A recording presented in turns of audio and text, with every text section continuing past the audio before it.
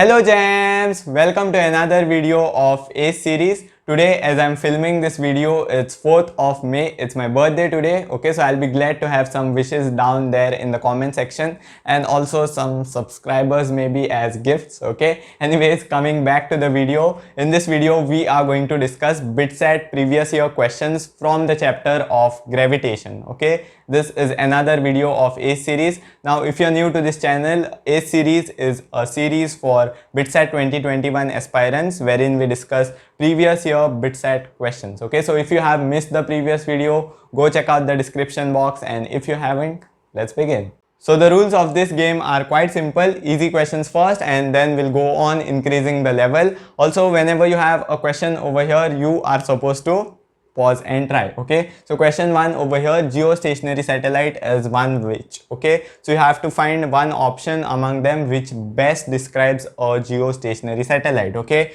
so if we search for it, option C, revolves around Earth with the same omega is angular velocity. Okay, revolves around the Earth with same angular velocity as that of Earth. Okay, obviously because it is geostationary, stationary with respect to Earth, right? It should revolve with the same angular velocity as that of Earth. Or one more common point that you'll know about geostationary satellite is they have the same time period as that of Earth, right? 24 hours, if you know that. Okay, so omega is nothing but 2 pi by t. So of course they will have the same angular velocity, right? So option C is the correct choice. Okay, don't worry, the level will go on increasing. Okay, over to the next question.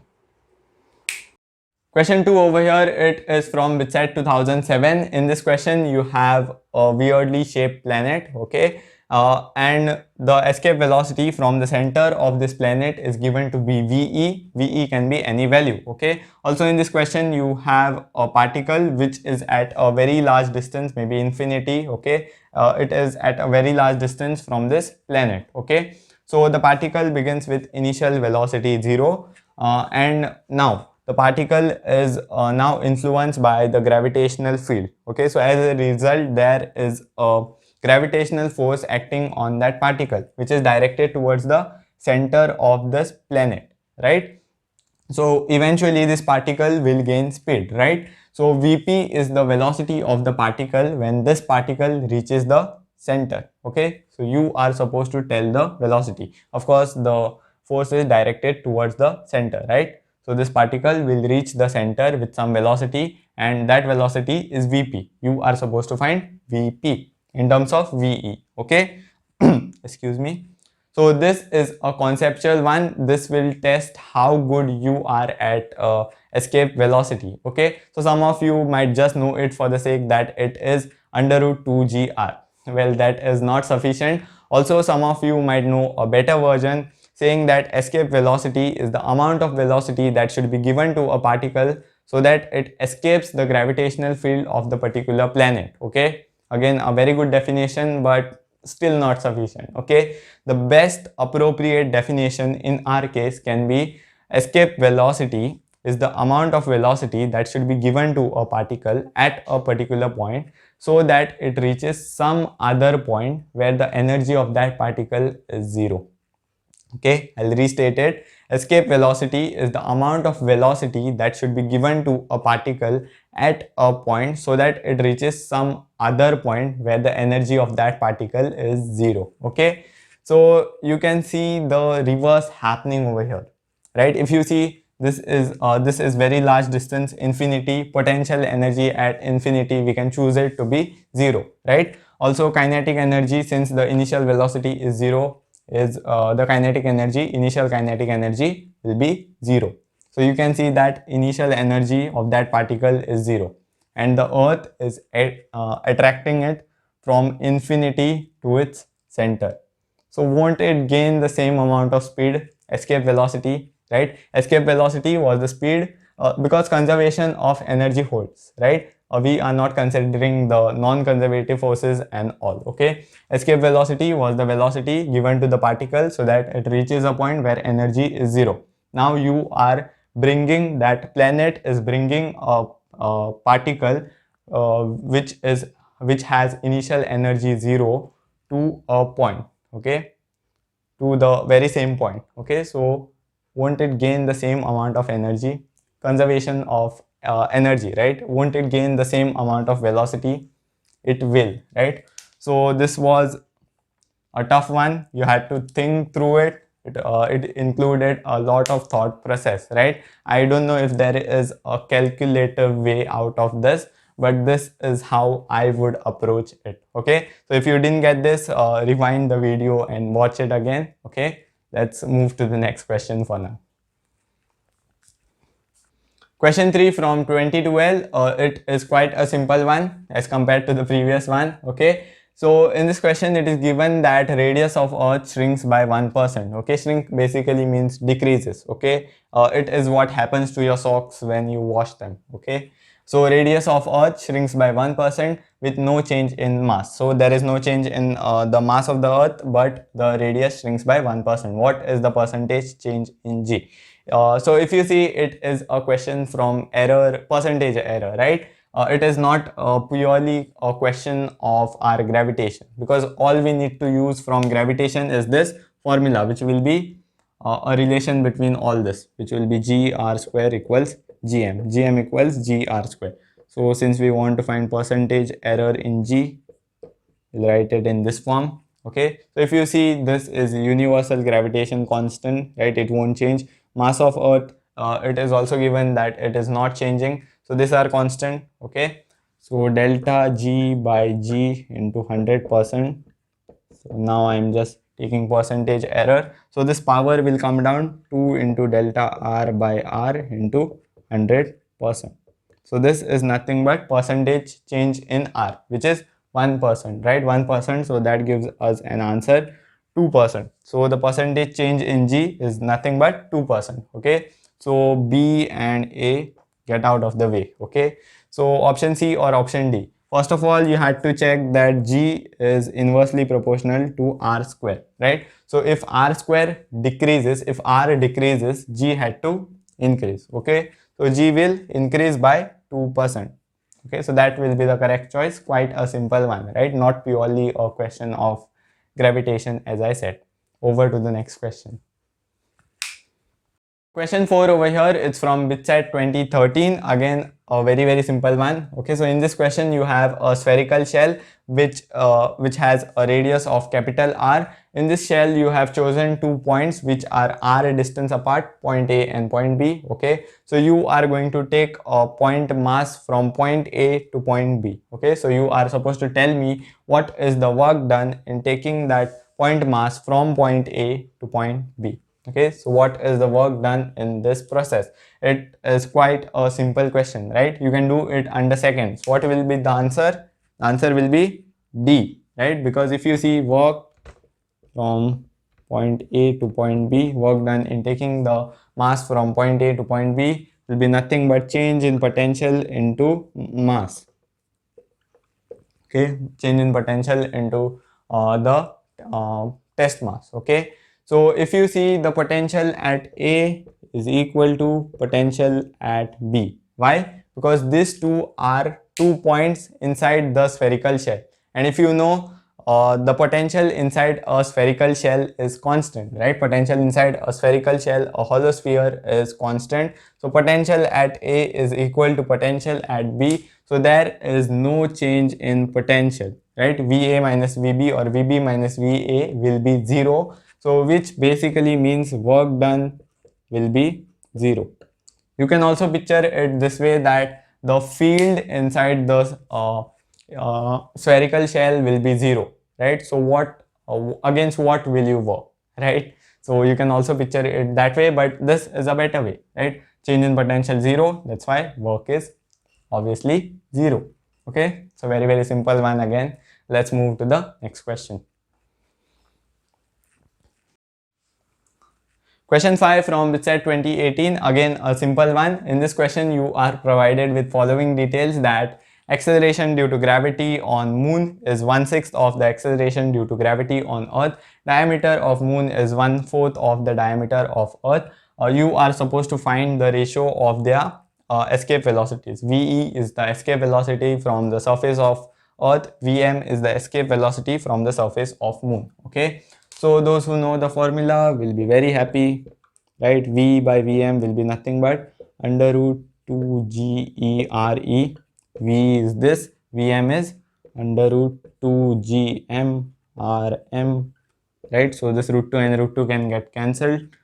So let's bring it under one root sign. So GE by GM into RE by RM, right? So GE by GM is nothing but GE by GM will be 6. Okay, GE by GM is 6. Now what will be the ratio of RE by RM? It will be same as this, right? DE by DM is 4. If you see DE by DM is 4. So RE by RM will be also 4 or 8, not 8. Okay, don't get confused with this. It's a very silly thing. Okay, how can I convince you about this now? Okay, so let's take diameter of moon equals 1/4 of diameter of earth. Okay, basically the radius will have the same ratio as the diameter, right? But let me convince you. So diameter of moon can be written as 2 times the radius of moon, right? Diameter of moon is 2 times the radius of moon, right? Also equal to 1/4. Diameter of earth can be written as 2 times the radius of earth. So this 2 and this 2 will get cancelled. The radius will have the same ratio as that of diameter, basically. So radius of earth by radius of moon is 4, right? Same ratio. So 6 into radius of earth by radius of moon, which is 4. So you'll get under root 24, right? I hope that is clear. That was very simple, right? So the answer is under root 24. Over to the next question. So question 6 over here, it's from BITSAT 2010. In this question, you have two spheres, sphere A and sphere B. Both of them have same density. Radius of A is twice as that of radius of B. You are supposed to compute again the ratio of their escape velocities. Okay, similar to the previous question. Here in this question, we are going to use this formula of escape velocities, which is under root 2gm by r. Okay, this is a better version of escape velocity formula. Okay, so let's find the ratio VA by VB. So for VA, it will be under root 2 GMA. Mass of A will be different, right? Upon radius of A. Now VB is in the denominator, so we can flip that term. That will give us RB into 2G into MB. Okay, so this and this will get cancelled. You can see that finally what we get is RB by RA, MA by MB, MA by MB into RB by RA. Now this is very clear, right? RB by RA will be half. RB by RA will be half. But what about this MA by MB? For that, one more data is given that density is same. So density of A is same as density of B. Okay, so from here we can derive the ratio of this MA by MB. Okay, how we are going to do this? See, density of A equals density of B. Density is defined as mass by volume. So mass of A by volume of A equals mass of B by volume of B. So here you can see that we want MA by MB. So you can simply get it by doing this. VA will be 4 upon 3. Since these two are spheres, we can use 4 upon 3 pi r cube. R A cube. Okay. Cube. Sorry. And again 4 upon 3 pi r B cube. Okay, so this and this will get cancelled. RA by RB the whole cube. Okay, so RA by RB, that will be 2 cube. So 2 cube will give us 8, right? RA by RB from here is 2 cube will give us 8. So this is nothing but 8. So 8 into half, which is under root 4. So 4 and under root 4 is nothing but 2, right? So again a simple question from BITSAT 2010. Okay, let's move to the next question now. So question 7 from 2006, it's an old BITSAT question. Okay, so in this question you have two satellites orbiting around the earth, one at an altitude 2r, other one at an altitude 5r. Okay, so you are supposed to find the time period of the first satellite. It is given that the second satellite, which is orbiting in the at an altitude of 5r, is geostationary satellite. Okay, what do they mean by this? It simply means that it has a time period of 24 hours. Okay, same as that of Earth. So how will you go about this? Kepler's law, right? Kepler's third law will use. So T1 by T2 the whole square equals R1 by R2 the whole cube. Okay, so T1 is T2 is 24 the whole square R1 now keep in mind that you have to substitute orbital radius. Okay, this is altitude, height from the surface. Altitude is height from the surface, and you have to substitute the orbital radius. Okay, so this should be also counted r plus 2r, that will be 3r. For T it's 3r. For the first satellite it's 3r. For the second satellite it will be r plus 5r. R plus 5r, that will be 6r and the whole cube. Okay, r cancels with r, 3 2s are 6. T by 24 the whole square gives you 1 by 8, right? 2 cube is 8. So let's solve for t square is 24 square into 1 by 8.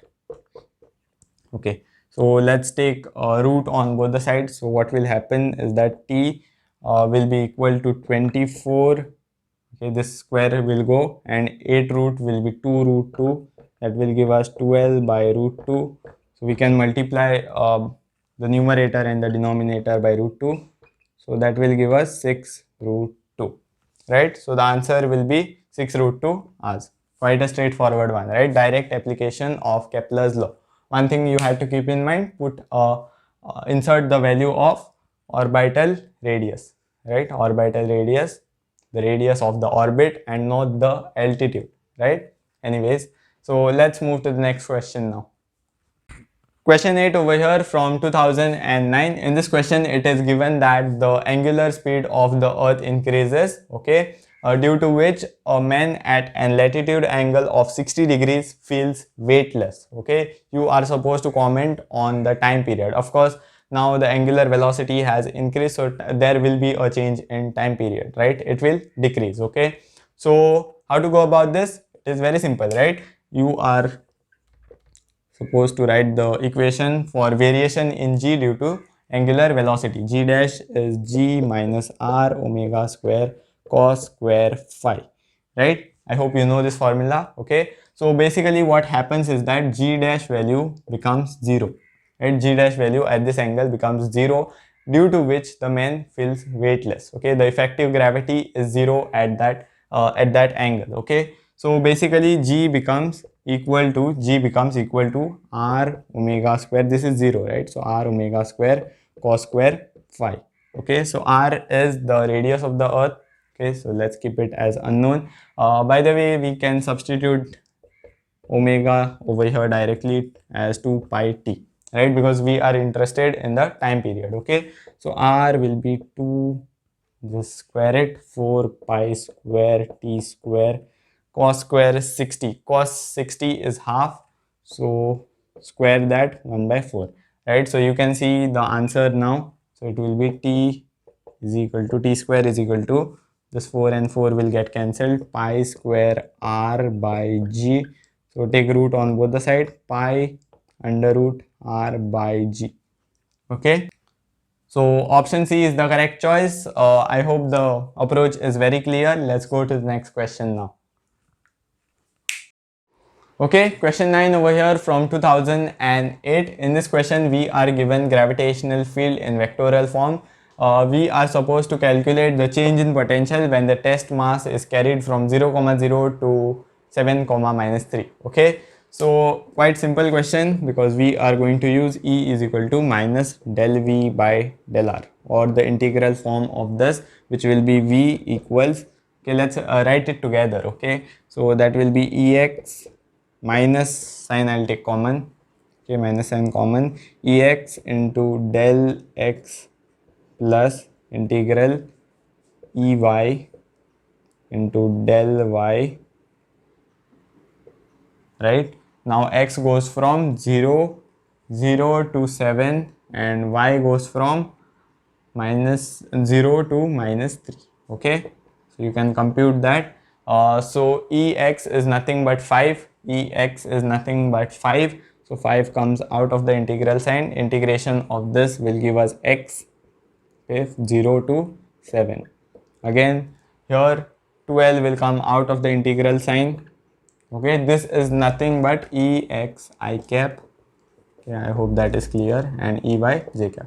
So I'm just substituting according to that. So ex is 5, ey is 12. Okay, ey is 12, that comes out of the integral sign. Integration of this will be y, so that will run from 0 to minus 3. Okay, so minus 5, 7 minus 0, right? 5 sevens are 35. Okay, and you have plus 12 into minus 3 minus 36. Okay, so that will give you minus 1, right? Minus 1, and one more minus sign is there outside, right? The sign of the formula, right? So that will make it plus 1. Okay, so the answer is simply plus 1. Okay, over to the next question. This was very clear, right? Question 10 from 2018. In this question, you have placed some masses on the x-axis at positions 1, 2, 4, 8, 16, 32, and that goes on. Okay. Also, in similar fashion, you have placed on the left hand side 2, minus 1 at minus 1, minus 2, minus 4, minus 8, minus 16, minus 32, and that goes on again. Okay. So each of these masses are 1 kg each. There is no mass at 0. Okay. So what is the potential at 0 due to this masses? Okay. Now some of you might be thinking that the potential due to this mass will be cancelled by this one, right? This one will cancel this one's potential, this one will cancel this one's potential. It is symmetric, right? So some of you might be thinking about that. But let me tell you that potential is a scalar, right? It does not have any direction. So if you are thinking that this one's potential will be in that direction, this one will be in that direction, they both cancel out. No, potential does not have any direction. Okay, it is magnitude only. Okay, so I know that this condition is very symmetric. So what I am going to do, I am just going to compute the potential due to this, the right hand side, and multiply it by 2. Okay, you can do it separately as well, you'll get the same answer. Okay, I know the situation is symmetric, one side will add to the potential of the other, so I'm just considering this side and I'll multiply it by 2. Okay, you can solve separately also. So let's find the potential of this side, so which will be V is equal to, so due to the first mass it will be minus m by r. So m in each case is 1, right? So no need to write that. So I'll take the minus sign common, m by r plus m again 1 by r. Now r is 2, again g by 4 now, g by 8 now. Okay, and that goes on. Okay, now we can take g common from here, so minus g will get 1 plus half plus 1 by 4 plus 1 by 8. Okay, so we can see a gp, an infinite gp over here, right? So you can see that the common ratio is half. 1 into half gives you half, half into half gives you 1 by 4, 1 by 4 into half gives you 1 by 8, right? The common ratio is half. So let's use the formula for gp, which is Sn is equal to 1 minus a upon 1 minus r, right? This is the formula for the sum of an infinite gp. Okay, so what will be the answer? Minus g into a upon, so what is a? A is the first term, which is 1 upon 1 minus common ratio was half. Okay, so 1 minus half will be half. Okay, half will go on top as 2, so you'll get answer to be minus 2g. Okay, they are bothered about the magnitude only. You can see no signs over here, right? Of course 0 is not an option, as I said. Okay, so remember that this was the potential only due to the right side, so we have to multiply this by 2. Okay, so that will give us 4g. and that will be our answer. Okay, so I hope this one is clear. Let's move to the next question now. So question 11 over here is from 2015. In this question we have a satellite orbiting around the earth with an orbital velocity equal to half of the escape velocity. You are supposed to find this h, okay, the altitude at which this satellite is revolving. Okay, actually very simple. If you just substitute the formula for this and this, you'll get the answer, okay, the relation between h and re. So v naught is given by under root gm by r, where this r is the orbital radius. Okay, keep that in mind. And ve is under root 2gm by r. You should know this. Okay, so v naught is the orbital velocity is given by under root gm by r. R is the orbital radius, and escape velocity, you'll know it, I mentioned it previously also. So let's just substitute those. So under root gm by r, here you can see that r has a value re plus h, right? Orbital radius is nothing but re plus h. So I can plug in that. Okay, so re plus h. So escape velocity here, first of all, half into escape velocity, which is under root 2gm by re, right? In this case, the radius of our planet earth is re, right? This gm and this gm will get cancelled. Okay, we can square on both the side, so we'll get rid of that root sign, and here we will get 1 by 4, 2 comes out, and by re, right? So this and this will get cancelled, so you are left with re plus h. So I'm just making their reciprocal, I'm just taking their reciprocal. So re plus h equals to re, so h equals re, right? 2re minus re, which is re. So option B is the correct choice. Okay, let's move to the next question. Quite simple, right? Just substitute the formula and get the answer. Okay, over to the next one now. Question 12 over here, now from BITSAT 2005. Again a simple one. In this question you have a satellite of mass m revolving around earth. Okay, earth has a mass capital M. Now the satellite is revolving at an altitude of re, okay, where re is the radius of the earth. You are supposed to find the potential energy of this satellite. Quite a simple one. You'll just use the formula u equals minus gm m by r. Okay, r in this case you can see that it will be re plus re, right? R, the orbital radius in this case, is re plus re. Okay, the distance from the center is re plus re, which is 2re.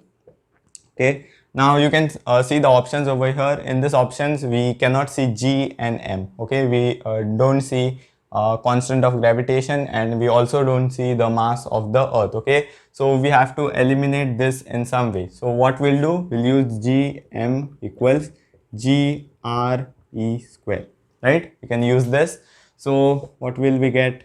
Gm is gre square into m upon 2 re. This and this will get cancelled, and you can see the answer, minus mgre by 2, minus mgre by 2. Option B is the correct choice. Let's move to the next question, right? This was very simple, just a direct application of the formula and one more formula, right? Okay, so over to the next question now. Question 13 over here. In this question we have a man of mass m who is standing on a planet. Initially, in the first case, the man feels that he is standing on that planet. That planet has a mass capital M. Okay, and he feels that the planet is a nice sphere of radius r. Okay, and then there is a hole on that planet. He falls into that hole, and then he realizes that his whole life was a lie. Okay, that planet is itself made up of two components. One is a spherical shell, a thin spherical shell of negligible thickness. Okay, so this spherical shell has a mass 2m by 3, 2/3 of this mass. Okay, and the second component is a point mass, which is located at the center of the spherical shell, and it has a mass m by 3. Okay, 1/3 of this mass. Okay, he falls a distance h, where h is very much less than r. You are supposed to find the change in the gravitational force. Okay, change basically means final gravitational force minus initial gravitational force, or gravitational force in this case minus gravitational force in this case. Okay, so it's quite simple. Let's apply the formulae. So Fi, the initial gravitational force, would be, now we are going to treat them as point masses. We are looking into this scenario from a very large distance. Okay, so F initial would be G m by r square, right, by r square, and F final would be, now see that once he falls into that hole, that spherical shell would not exert any force on that man. How is force defined? First of all, force is mass into the gravitational field, right? We can say it this way. So the gravitational field inside the spherical shell is zero, right? This is a hollow spherical shell. So inside that shell, the gravitational field is zero. So there will be no force on that man due to the spherical ring. The only force on that man in this scenario, the second case, would be due to this point mass. Okay, because the field due to the shell is zero, so force due to the shell is also zero. Okay, the only force on that man is due to the point mass. Okay, so G m, which is m by 3, into m, the mass of the man, divided by, again now this height, the distance that he has fallen is very much less, so we can again consider the distance to be r square, okay, between the point mass and the man.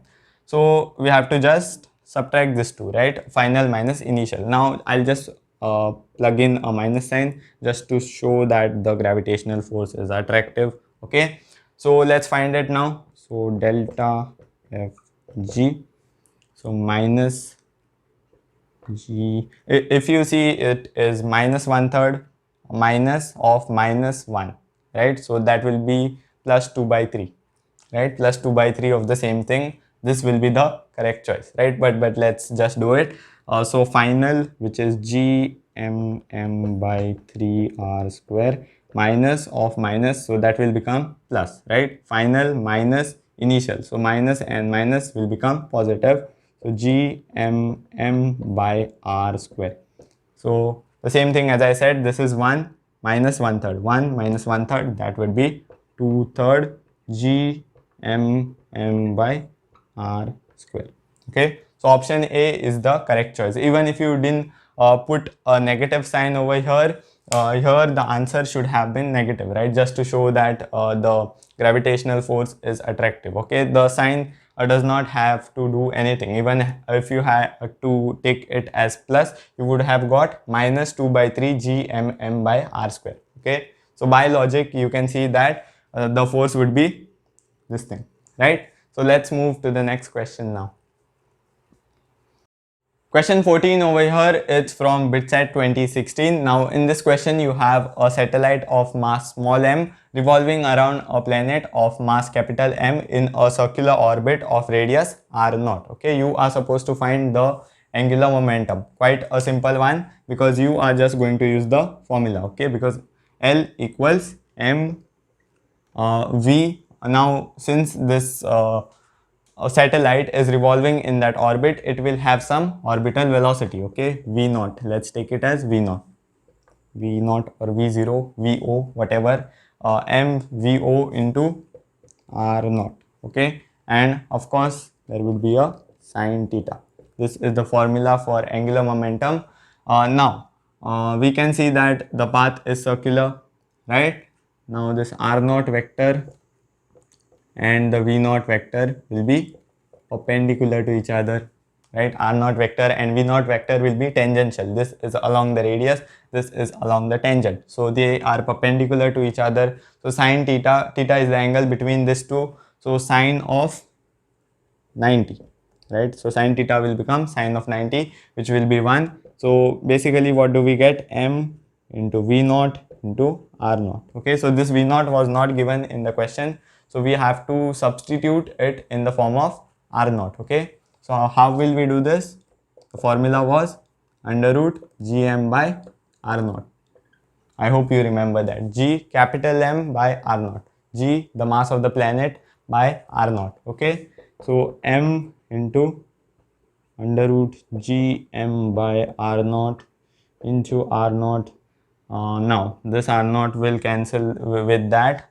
Since it's under a root sign, you'll get m into g m into r naught. Okay, because this r naught can be written as under root r naught into under root r naught. Okay, so one of this will get cancelled with the one in the denominator, and you will be left with small m into under root g capital M into r naught. Small m g capital M into r naught. Yeah, option B is the correct choice, right? Quite a simple one again, direct application of formula. Let's move to the next question.